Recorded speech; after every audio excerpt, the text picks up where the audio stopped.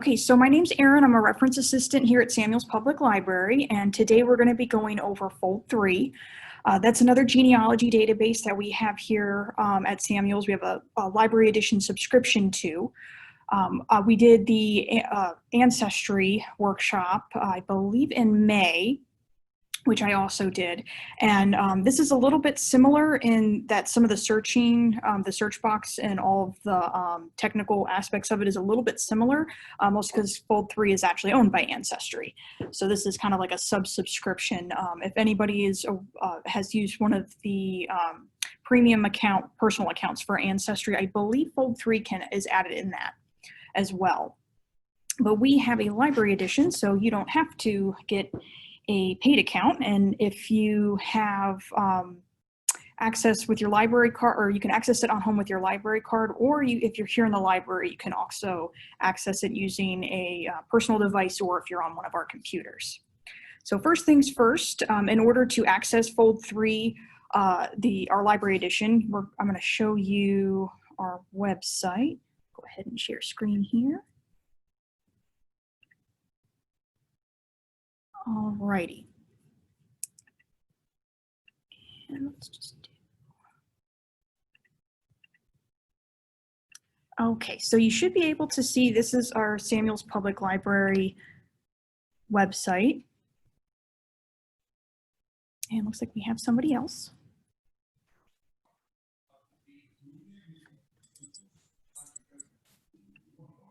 Alrighty, Joey, we're just getting started. Oh, and I got somebody else.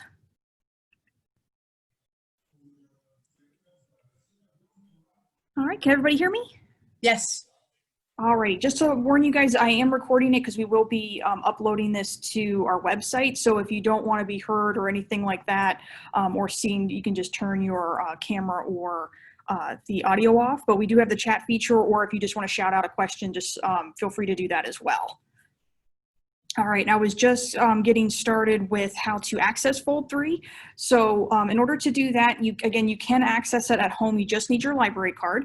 Otherwise, if you're in here in the library and you're on your personal device, if you go to our website and it's under resources, and this is actually the same way you would access it at home, you would go to resources, and under databases, there's the genealogy button. It's the same as if you were accessing our Ancestry account. And it should be right under the Ancestry link. And here we got Fold3. And then just to go over some of the other ones that we do have as well, Heritage Quest you can also access at home, again, just with your library card. And then we also do list some of the physical resources we have here at the library. We do have our Virginia history room that has some local history books and genealogy family books. And then we also have some cool little links just to more resources. I think we do have one to like RootsWeb, which is another website owned by Ancestry. And we should have one to, I think, Family Search, which is kind of like their big contender. That's run by the Church of Latter-day Saints. And they do have another subscription you can do. It's free, so you would just sign up with them, but they do have a very similar way of searching things as Ancestry does. Now to get started with Fold3, Fold3 is mostly for military records. It used to kind of, I believe, focus usually on US, and then they've expanded to increase to international records as well. And they've just changed their website. They've upgraded it, and it looks really great, and it's so much more user-friendly. So let's go ahead and get into that.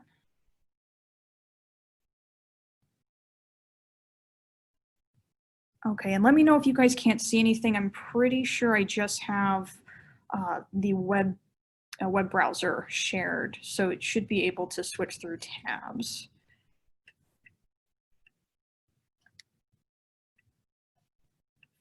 Oh, non-denominational, yeah. All right, so this is the main page for Fold3. They, of course, have the search bar if you just want to quickly put in a keyword search or a place or somebody's name. They've changed it so you can very easily switch to specific countries' records. Right now, they've got United States, Australia, Canada, New Zealand, and United Kingdom. They've also made it really easy. If you want to specifically look through a particular war, they've got them all right here, and you can just go ahead and click on them. Or start up here, I'm just going to start with their main tab bar. Of course, there's the home page. If you specifically want to go to their search page, you can click there. I'll quickly do browse. They have that as well. You'll see they have the CW stories. That's something that they're currently working on. It's really just a quick link to the Civil War's main page that they have set up. And I'll get into that a little bit later. What they're trying to do with it, you really can't do with the library account. It's a little bit different than Ancestry's library account. With Ancestry Library, you really can access pretty much the entire site except for the stuff that's specifically for like personal use, such as like creating a family tree or something like that. With Fold3, there are a couple of things you really can't do, such as editing things or accessing a couple of key collections as well. They also have the memorial walls, which we'll get into a little bit. And if you really want to go over some tutorials that they have, you can start with the help tab here, which I'll get to really quickly. They have some really good tips for if you're starting basic searches. They're short videos that they go over, which I'll be going over some of that stuff here as well. But if you get stuck or if you just want some tips and tricks, you can also go through these, and they go over the browser and the viewer and some other stuff that they currently have.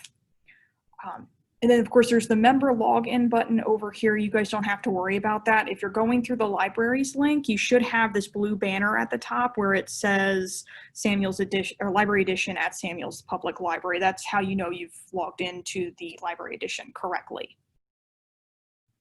All right, so let me go back to the home page here. All right, they still have the 7-day free trial thing up here. I guess they're trying to really get you to do a paid account even if you're on the Library Edition, but you can just ignore that part if you're on it. They do have featured memorials as well. Just to give you a quick overview of what the memorials are, one of the cool features you can do with Fold3 is that family members or anybody can create a memorial for an individual veteran from, like, you know, Civil War, World War II, and I can show you guys a couple of them later. They're really cool. It's a really interesting way to basically put all the facts and documents related to a specific veteran all together, and we'll go over a couple of them that I used. Some of the more famous veterans that we have, they have their own memorials, and if you want to do some research on them, it's kind of a cool place to look for information. But to start, if you are on the home page and you just want to look around, like right now, it's currently on the United States, so it's showing just the wars specifically related to the United States. If I were to click on, let's see, Australia, right now it looks like they only have records for World War I. Oh, let's see, we have a question. Does this site have oral histories? You know, I'm not entirely sure. It's one of the cool things about this site is it's not just genealogical records like with Amazon, or Amazon, Ancestry, that would have, you know, like vital records, directories, marriage records, other things like that. It has additional things like actual military records, such as you know, some of the war documents. I can get into a little specifics later because the browsing feature is really cool where you can just go through some of these records. I personally don't know if they have oral histories, but it wouldn't surprise me with just the amount of really cool stuff they have on this site. Let's see. Oh, right. So for Australia, and they're like Ancestry, they're constantly adding new materials. There's so many things that just haven't been digitized yet. I know we have coming up soon, the 1950 census record for Ancestry is going to be added pretty soon as well. Usually there's about a 70-year gap just to make sure people have passed away and we're not giving out personal information for people who are still alive. But they're constantly having digitization projects, and they're adding new material constantly. So if you're going to these sites, one of the things you'll see is they'll have like recently added or recently updated for different collections. Let's see, looks for Canada. They've got some more stuff. Same thing with New Zealand, still World War I, World War II. And United Kingdom, they got Napoleonic Wars and French Revolution. That's pretty cool. So again, it's not just the United States. So let's get started with showing how to do a search. Again, there is the main search engine that you can use on the home page, but if you want to put in a little bit more information when you're doing a search, you can hit the search tab up here, and you can notice on the left-hand side, they have ways to filter out some of the search results or just to give additional information of what you're looking for in an initial search, and they have a lot to choose from. One of the newer things that they've updated with their new site, these two things here, add date and add place, has made me so happy. One of the main issues I was having with this site trying to search for some veterans in my own family, information on them, was that you couldn't put in date of birth or date of death or anything like that. You could just put in a person's name, and then after you've done that, filter by place. And it made looking for a lot of people very difficult, because again, if you put in John Smith, there's a lot of John Smiths that have been in the military, so it would literally give you all of those names. But now you can put in a date and a place, and it makes it so much easier. So let's say I am going to go ahead and put in a John Smith. One of the cool things that it does is it will start giving you recommendations just by what you've put in so far, so you don't have to put in a whole name. And it will actually give you exactly what it is it's recommending. So for instance here, these are actual collections that you can search for. Or down here, you can say I'm doing a keyword search, or if I'm doing a name or a place. So if I do John Smith, that shortened it a little bit. So I can either put it in as a keyword, a name, or a place. I recommend, if you're trying to find a lot of records, not just with like a person's personnel file or something like that, keyword search could actually be beneficial, because it may be searching for that name within a document instead of it just being like the main part of that document, if that makes sense. You may get a couple more interesting things. It may be a little bit harder looking at results for them, but you may get some cool things related. But let's just say we're going to go as a person's name. And right off the back, it says I have about 370,000 results. That's a lot. Before it, I would have to limit it by conflict, which that's a thing you can do. So let's say I don't know when they were born, but I don't know exactly when they were enlisted or anything like that. I do know that what conflict they were in. So again, you can start filtering out your results over on the left-hand side, like World War II, and it usually goes for how many results are in that particular collection. So right now, World War II has the most, and then it goes to World War I, and then Civil War. Let's say the one I'm looking for isn't currently being shown here. If you hit See All, it's going to pop up with this box, and it's giving us some more options, and it looks like there are a lot. So let's say I am looking for, oh, and yes, they do have, this was somebody asked me this a while ago. They do actually have for the US, Afghanistan, Iraq, and Gulf War, they currently still have. Let's see here. Let's say Vietnam War. I'll go ahead and click that. I can do done. And so now my results are filtered by a specific conflict, and it's only going to give me results that are related to Vietnam at the moment. And the way it shows the results is it's going to give you the person's name, like it'll usually show you what kind of record you're looking at. Right now, this is an index record, and it's showing a person's name. Usually these are the files with Veterans Affairs, and it's going to give birth date, death date, and estimated date, or sorry, enlisted date. And what's really nice about this is it actually highlights your keywords that you've put in, or if you put in a specific name, which is great. So you don't have to go hunting in the results itself for exactly how it's related to your search that you've put in. Now, let's say I want to filter it out a little bit more. Over on the left-hand side, again, you can do it also by place. You can do it by countries. Usually the default for here, it's going to have it set to the US. So right now it's saying the most records are in Illinois. Let's say I'm looking for Rhode Island. Go ahead and do that. So that's limited it significantly. And looks like most of these are images. All right, so if I wanted to filter it a little bit more, some of the other stuff that they have is publication name. So that's going to be exactly pretty much where that record was published. Like this is saying they're U.S. Navy support books. Let me go ahead and take this place off, see if it'll give me some extra ones. Here we go. So they do have like Army Registers, this collection. They also have the Vietnam Veterans Memorial. They have that as a publication name for some of the results as well. You can also filter it by record type. So we have a ton of images on here. There's, again, the memorials themselves, and then there's the index records. Let's see, content provider name. Oh, this is so where the collections, I guess it's who has either the rights to the image who's put it online. So it looks like we have a lot from the Boston Public Library. This is kind of nice just to know where these things are, a lot of the physical stuff is probably located, especially if you're looking for information on family veterans, if you want to know exactly where this stuff is held. A lot from the National Archives. Also publication language is kind of nice. And then also the branch. A lot of, this is probably one of the more popular ones you're going to be using. This is one I used a lot because I knew specifically what branch the veteran in my family was in.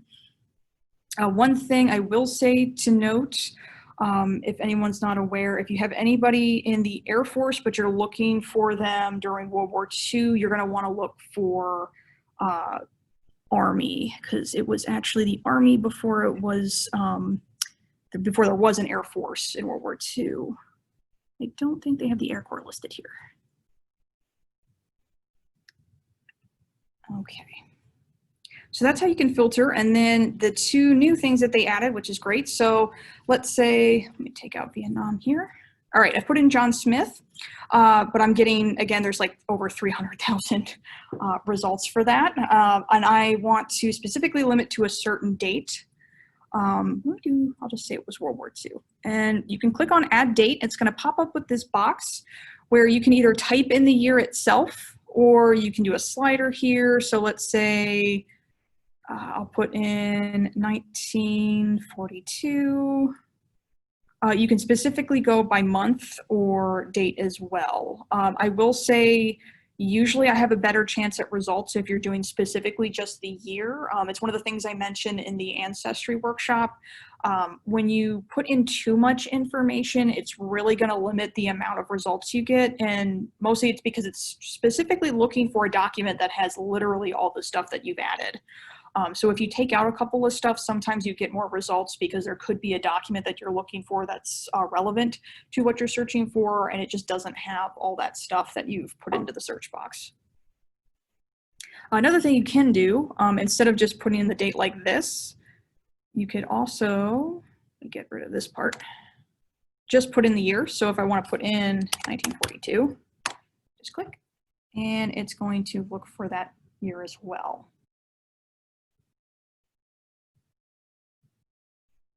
All right, and again, it's highlighted it, which is kind of nice as well. All right, and then add place, that's another thing you can do. If you click on this, it's going to, again, pop up with a box where you can either type it in or you can search by country. So searching by Vietnam. I click on US. One thing about Fold3 is it likes to use hierarchical style browsing lists. So it'll start with United States and then it'll go down by state and then by city. So let's say I click on Georgia. Let's see, I like Savannah. We'll click on Savannah.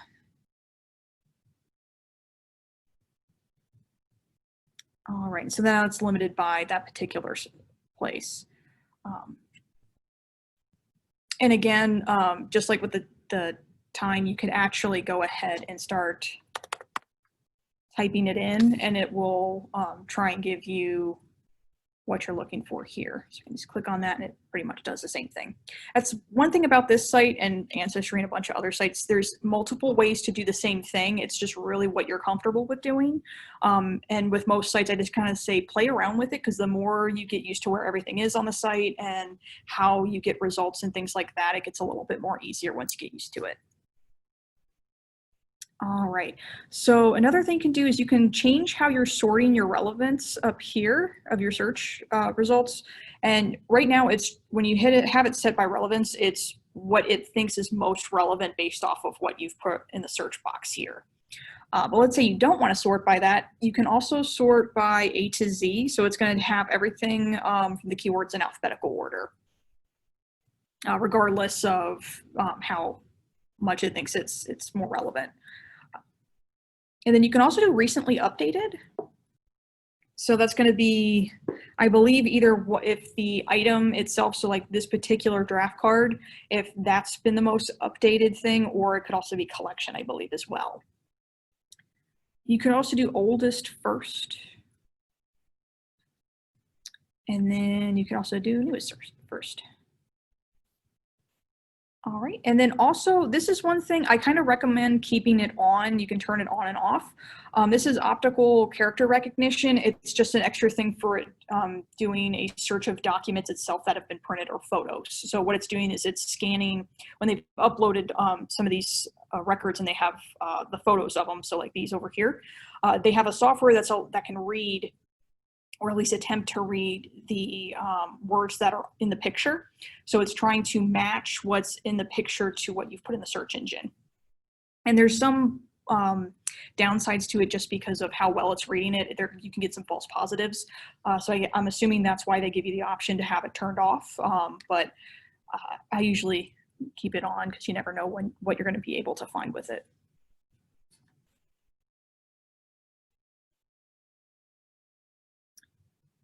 Okay, so that is a basic search. I'm going to go ahead and click on one of the results here once it loads, and I'll give you an idea of what a record's going to look like. That is taking a long time. Let's go ahead and take some of this out here and see if that'll help. Oh, that's not good. Okay. Let's start over with a new search. Okay, John Smith, and we're doing person's name.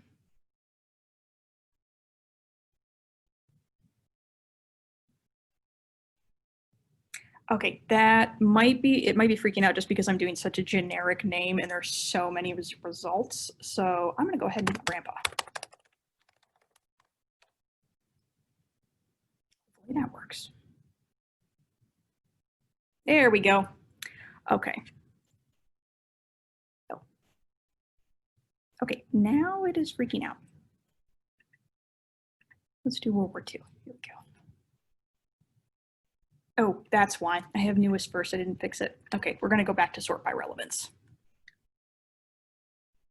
That's one thing to keep an eye on. If you've changed this, it will keep it until, I think even if you switch tags until you go back. All right, so I know that this is him here. Okay, so this is a Veterans Affairs death file. I'm going to go ahead and click on that.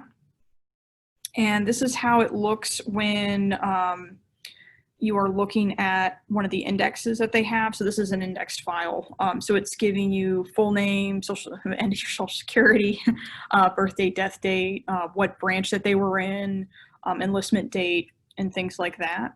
What's also nice is it gives you the publication info. So if you're not sure exactly what collection or what collection it is, it tells you down here, content source. So it's Department of Veterans Affairs, when it was last updated, which is pretty nice. And then a description of that database as well. Now, if you wanted a little bit more information on that, you should be able to click on it, and it should have, they all pretty much have their own, or each collection has their own profile as well. And it'll give you an overview of what it is, and it also allows you to browse it specifically or search this particular collection specifically. And it says free, which is kind of nice. Now going back to that search. Okay. One other really cool thing here is it allows you, whenever you're looking at a particular record, it has a browse box up here. It's showing you, again, they like these lists that they do. So if I click here, it's going to the browse feature, which is the next thing I'm going to go over.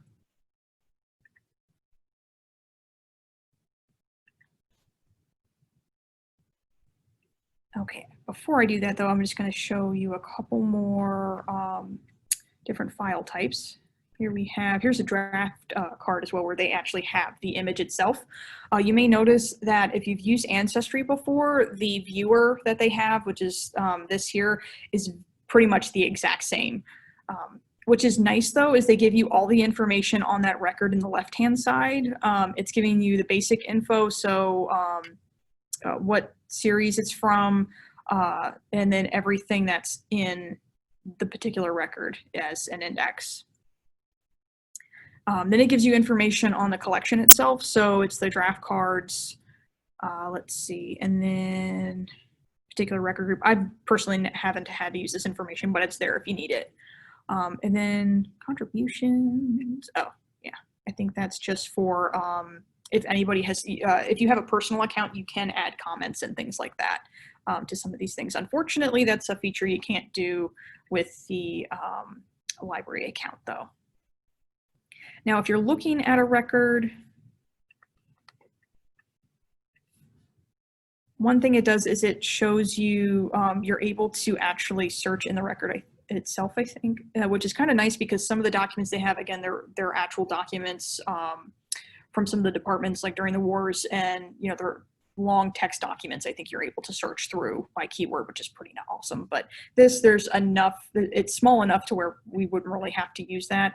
You can actually close that, which is pretty nice as well. And let's see, if you want to zoom in, there's the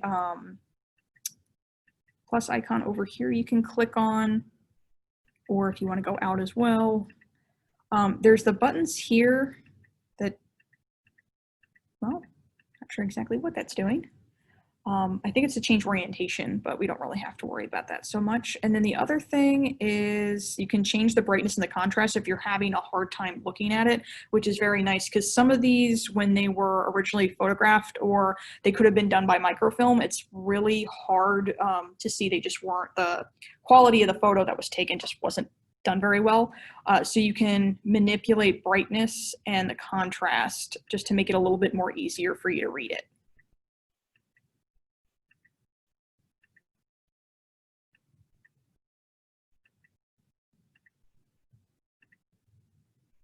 The invert, oh yes, you can also do invert too. Sometimes that helps as well. And then you can also reset. I think this is the rotate button. There we go. And then if you want to do full screen, you can do that as well. Some other things up here. Let's see, add annotation or comment. Again, that's, if I click on that, yeah, it'll tell you that you need the paid account.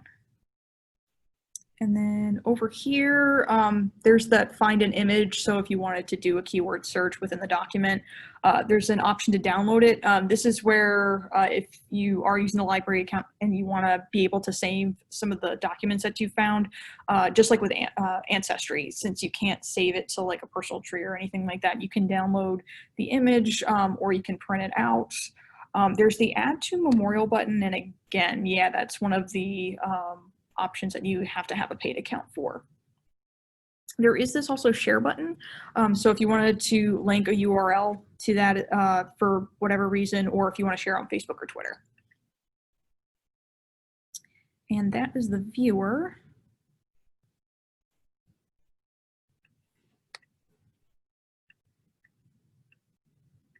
All right, so that's a search tab that they have. Again, I just recommend playing around with it. Sometimes, again, if you put too much information, you may not get some results, or if you put too little, you may get too many results. So they do have the filtering features and everything else. A lot of it's just playing around to get used to it. All right, so now I'm going to go over to the browsing feature, which is really cool, and I've gotten stuck in this for a long time just because of how they have it organized. It makes it really easy just to browse through the different collections that they have for the different wars and things like that. So right off the bat, there's all titles, which means if you're, it's kind of like just doing a regular search over in the search tab here. You can type a name, location, date, pretty much the same. Or what I like to do just for the browsing, you can either click here, all titles, or if you go specifically by conflict. So let's say I want to look at Civil War stuff.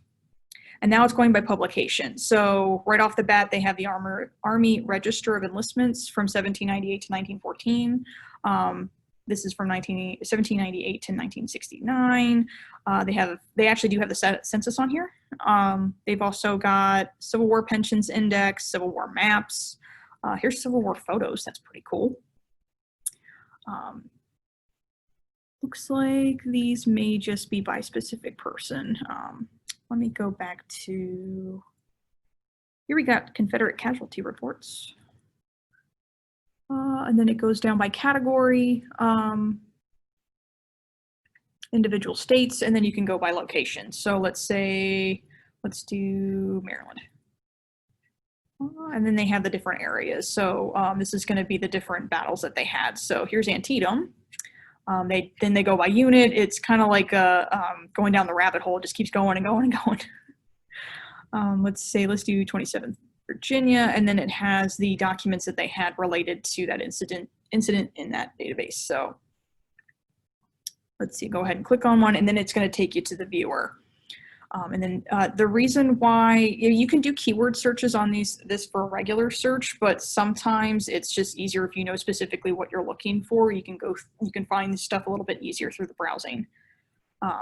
And again, this is really nice up here. So if you are browsing, you're like, oh, this is cool, but this isn't necessarily what I'm looking for. You can just open this up without having to go back to the previous web page, and you can access the browsing application here. So I can go back. If you do need to go back, because there's so many different subsections of that collection that we're looking at, you just hit the back button and it'll get you back to those different options. So let's say I wanted to do Custer. Click on that.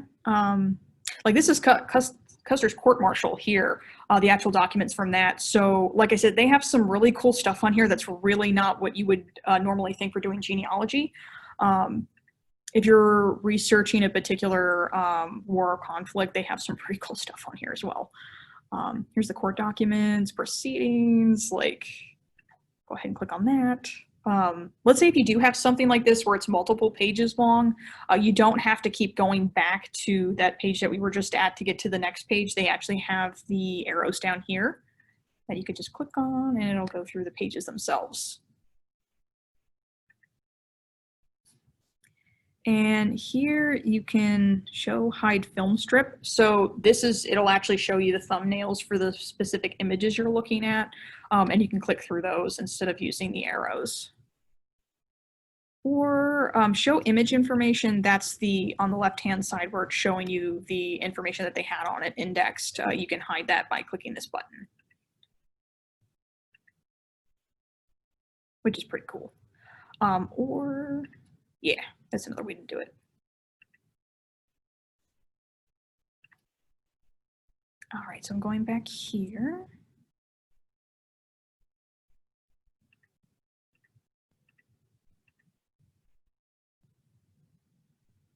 I haven't gone too much into this. One of the things, they may not have some of these indexed very well, which is why it may be easier to find them.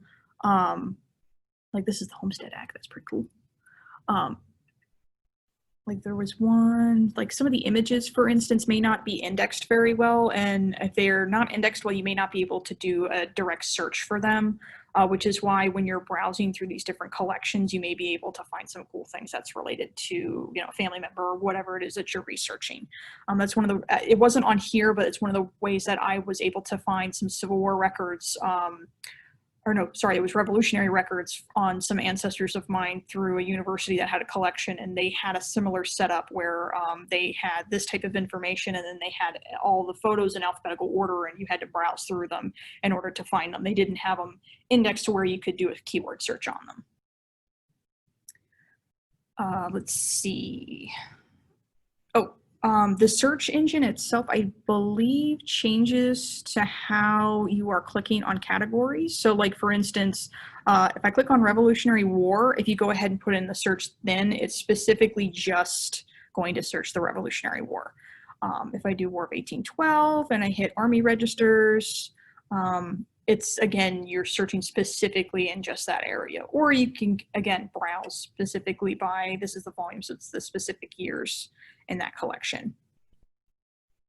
The other cool thing, you can click the eye here, and again, it's going to give you an information on the specific collection that you have selected. So for this, it's telling you, each volume lists officers who served in the United States Army, and then it goes on with more specifically on this collection. And then the cool thing down here is it says current completion status. So that means how many of the records in that collection have officially been digitized and added to the site. Right now it's 99% complete, which means they may have some they're still currently working on or something like that. If you hit more, it's actually going to take you to the web page or the specific profile for that collection. Each collection has its own profile where you can, again, we kind of looked at this for one of the other ones before, I believe. You can specifically search it in the search engine or get more information on that particular collection. They give you some example records and then the ability to browse again. Other thing, they like showing you related titles. So these are similar to this particular collection or related collections as well. That's the one thing. I've been calling this a collection. I think on this site, technically they call it a title, and they call the specific wars, they call collections. All right, so let me go back to browse here again. The view title list, that's going to show you, yeah, that's if you're searching by publication here. So that's just another way to look at literally everything, all the titles that they have for the specific engagement. So this is actually back to the search tab when you're doing that as well. Okay. So do we have any questions so far?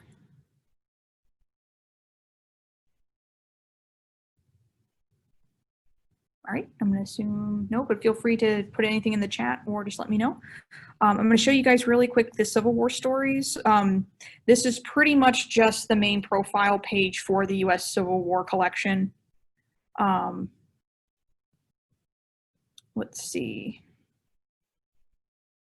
And right now, so it looks kind of like the other one before. It has the overview. So it's giving you information on the war. You can do continue reading. It gives you much more information on the specific war. You can do publications within that collection that they have, which is pretty nice.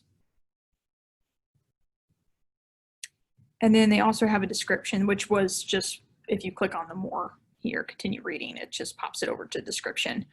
This is the reason why it currently has a little thing that says beta up here that they're currently working on, and unfortunately we can't access it with the library account.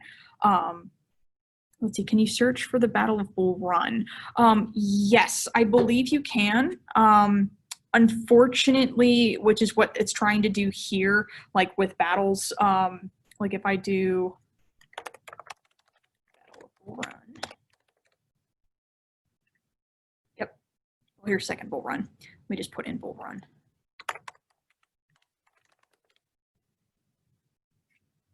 Oh, it's the only one they have, okay. Yes, so they give you the conflict, the date, place, a little bit of information here. Unfortunately, if I click on this, it's going to give me that really annoying, yep, got to register to view this battle. However, I believe they have, let me get out of this. It won't let me get out. There we go. Let me see if I do, don't do Civil War. I'm just going to go to the regular search. There we go. If you go to the regular search and put in a specific battle, it's most likely still going to give you documents related to that as well. It's just doing the keyword search instead of the nice, very organized option here with this. And they do it the same thing with regiments as well. One of the things, like you may be able to do something similar with the browsing feature. We do Civil War. Yeah, because this is specific titles. I'm not sure if it's going to be able to do, probably have to play around with it. Like this is New York Civil War regiments lists and it's giving you specific regiments. So there's ways around it, but to look specifically for this battle, unfortunately, you have to have the paid account. Now, each of the different wars and engagements, they do have their own profile basically as well. So like if I do Korean War, like it has its own as well. Notice it does not have the battles or regiments here. They just set it for Civil War. They may be adding those in the future though if this goes pretty well. Hopefully they'll be able to make it available for the library edition. Oh, another thing they do, search tags. This may work as well if you're looking at, how old is Fold3? You know what? I'm not actually sure. I do know it's at least 10 years old, I want to say, because I started seeing it around 2013, 2014. I know that's when a lot of the collections were added. Like for instance, well, actually, I could probably go to, where's the main site?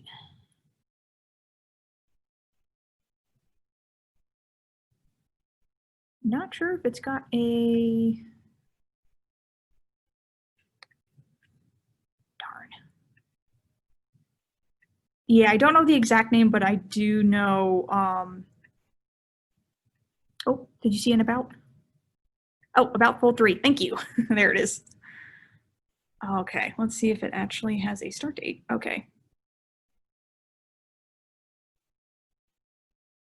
Okay, I think they had a other site. Okay, I think the concept of it started in 1999, but actual Fold3 I don't think started until about 2010 when Ancestry purchased it.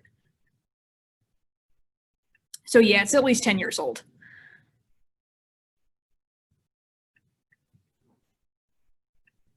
Okay, so that was this Civil War story. So again, you can go to the different collections. Here's one as well. Oh, that's the other thing.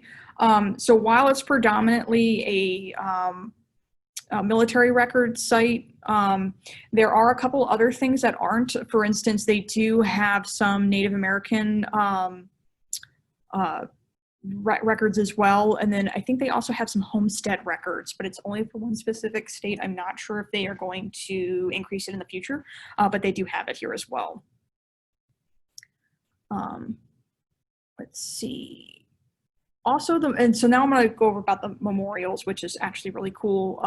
If you click on that, it's showing what they call the honor wall. So it's just having some of the random veterans that they have currently listed that you can browse through, or if you're specifically looking for somebody by name.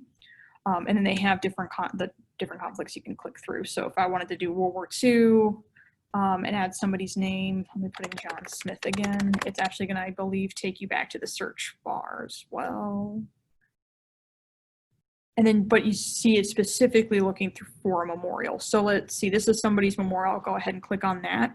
And it's just kind of a cool way that people can honor their veterans, where it's just linking all of the different documents that's related to them. It's kind of like Fold3's version of doing a family tree setup, where people can attach the different things that are related to that person in a cool way, where it's got a summary of their of who they were, and then specific facts is basically their timeline.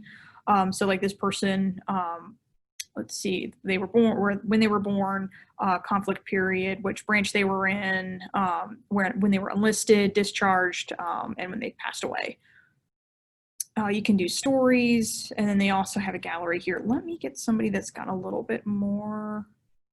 Back to the honor roll. I don't know if anybody's seen Band of Brothers. I love that miniseries. So let me do Richard Winters.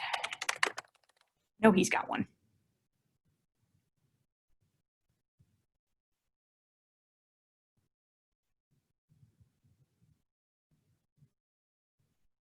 There he is. Okay.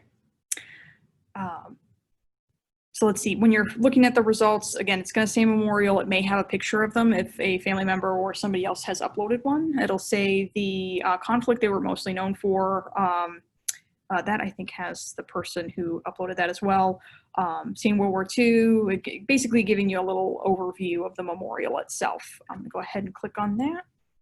So this has so much more than the other one. And again, it's saying which conflict, which branch. They have this over here, so it's giving you the country of the person, again, which conflict, and then again, branch. And then if they have any photos listed in the gallery, it's going to give you a little overview, and then you can click on that. It's going to take you to all the photos that they have uploaded on that person. Another cool thing, depending on how they uploaded the photo, it may actually give you more information about the image itself, which is kind of cool.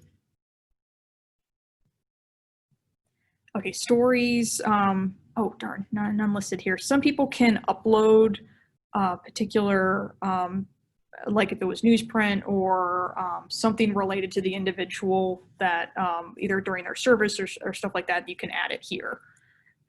Facts, this is again compiled based off of the records that have been cited to this individual, and it's giving you the timeline of all that information. If I go to summary, it's kind of doing the same thing. Another cool thing related, so you can see they're all tagged with Band of Brothers. So, oh, it looks like Nixon has a couple here. So it's a cool way to search through either some famous veterans, or if you're looking for family members as well, they may have some. And again, unfortunately, since this is a library account, you can't actually edit anything. So I think if I do, well, it's not giving me the option to edit. Now, create new memorial. If I click there, yeah, again, it'll do the to access. You have to have a paid account. Other cool thing about the memorials, they have an interactive Vietnam wall memorial, which is really cool. You can either specifically search the Vietnam for a name on the wall, or if you do view, it actually allows you to go through scans of the entire wall. Like if I were to just keep zooming in here.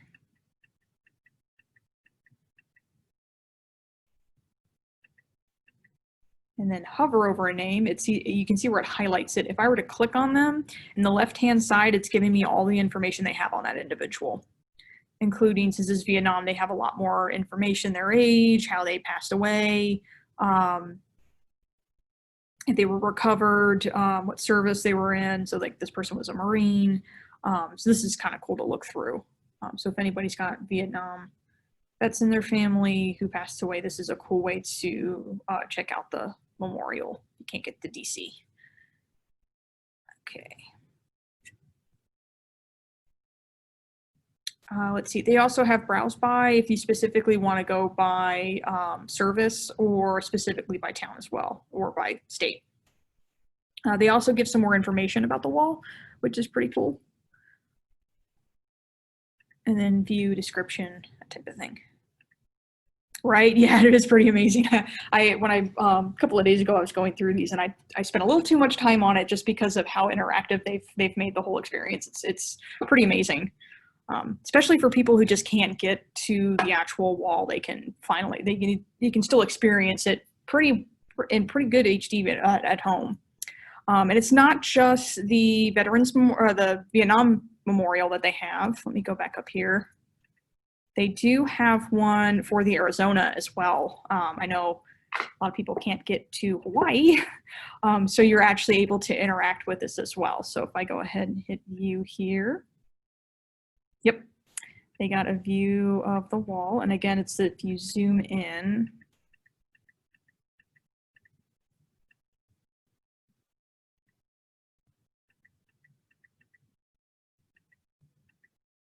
yeah, the definition I was very surprised with.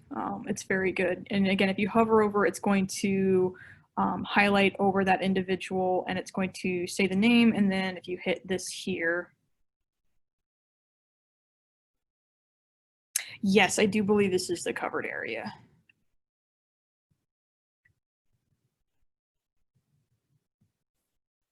All right, yep, and then it shows it on the left-hand side as well.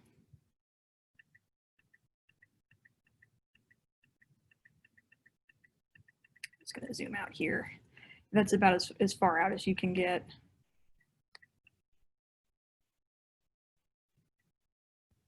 But yeah, so they have, let's see, the index on this side. One of the things it does show here is add a, yep, oh, that's another one where you have to have the paid account. If you did have a paid account, it does, yep, God bless our veterans.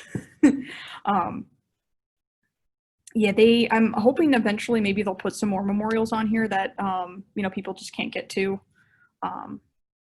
so that people can search for more names. Yeah, if you do have a paid account, if you, for instance, if you see stuff wrong, because again, it's only as good as how it's been transcribed or what's in the documents, and you know, humans that we can err. If you have a paid account, you can put in for a correction. Again, that's popping up with the, you have to have a paid account, but you would be able to put in a request for them to change something. If I click here, that's another thing you can do with these. Since we looked at an individual name, it will actually list everybody here on the memorial as well, if you wanted to browse through. But yeah, the viewer pretty much works the same for all of them. And let me go back here. Okay. These were actually more than I did not realize these were up here. Okay, so this is another cool thing we can go over. Real quick, this is still the Arizona one. Again, you can search by service branch, specific state. You can also do Medal of Honor recipients. So we got 2 here that you can look at, which is kind of cool. If you want to search other ships, which is pretty nice, you know, not just the Arizona, because it wasn't the only one that got hit. You can search specifically by an individual's name. And then they have some other cool things. They have a couple of videos of family members, and then some more information on the attack itself. The other thing up here, so this is the Arizona Memorial. You can also, or sorry, Arizona Memorial. There's also World War II honor pages. Just gonna click here, which is pretty cool. So this is specifically looking again at World War II. You can go by Army enlistment records. And then you can, it's just kind of going more on some of the memorials as well. Also doing World War II photos, which is pretty cool. This is specifically searching through photos on the site that's related to World War II. Or you can also look at, oh, I guess this is just highlighting some of the ones that some of the people on Fold3 have uploaded themselves. And then World War II documents. I think this is another one where it's not necessarily things you would associate with the veterans themselves specifically. Well, actually, no, they do, because they have some of the old man drafts cards, missing aircrew reports. But these are, this is kind of some examples of some of the cool things you can find on here. Like they have a translation of a Japanese soldier's diary, submarine report, a newspaper article specifically about a Navy soldier. I haven't specifically gone over that one or gone in through myself. I'm going to go ahead and click on that though. Aha. Okay. So I think,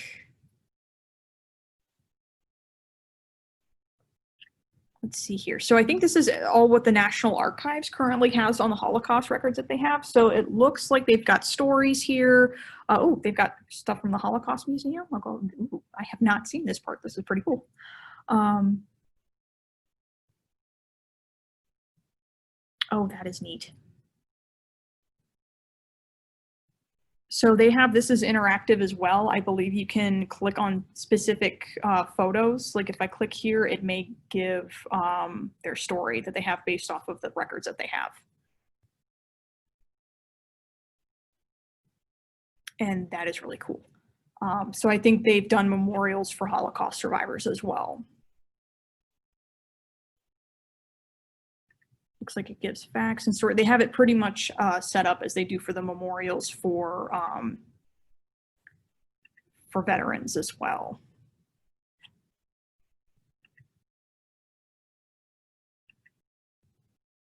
Let me go back here. So I think you're allowed to search by name, or again, you can just click on photos as well. I don't think it allows me, yeah, it doesn't allow me to zoom in. Looks like they have specifically on the concentration camps, you can click on that. I think it goes specifically by the different camps, or you can hover by location as well. Like here's Auschwitz, I'll go ahead and click on that, and it gives you an overview and information on that as well. So if you ever want to know more about specific topics, like about World War I or World War II and things like that, again, this site is a bit different than Ancestry in that it's got more information on specific events than necessarily just individuals, which is pretty cool. Ooh, looted valuables, they have a list there. Different records. And here's the National Archives again. Looks like for them, they have, you can either specifically search all of the records that they have, or there's, let's see, era assets, German war crime records, captured German records. It looks like they have a lot. And then if anything has just been added, they have the little green new little icon added next to it.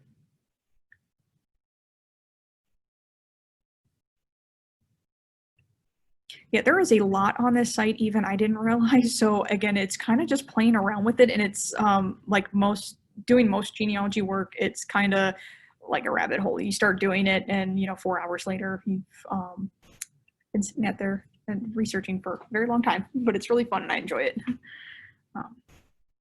So that's pretty much Fold3. If you guys have, do you guys have any more questions or anything you noticed I didn't go over?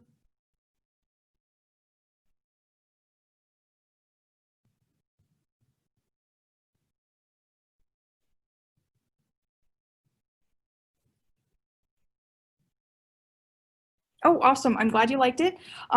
Again, if you guys have any questions, any at all, and not just for Fold3, any kind of genealogy questions, you're stuck or you're not sure where to go next, anything like that, feel free to contact the reference department.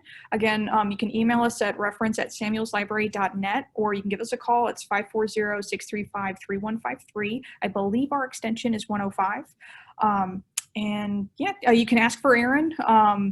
I do a lot of genealogy work, but again, anybody at the reference desk is more than willing to help. So I'm glad you guys enjoyed it, and I guess we'll call it a night.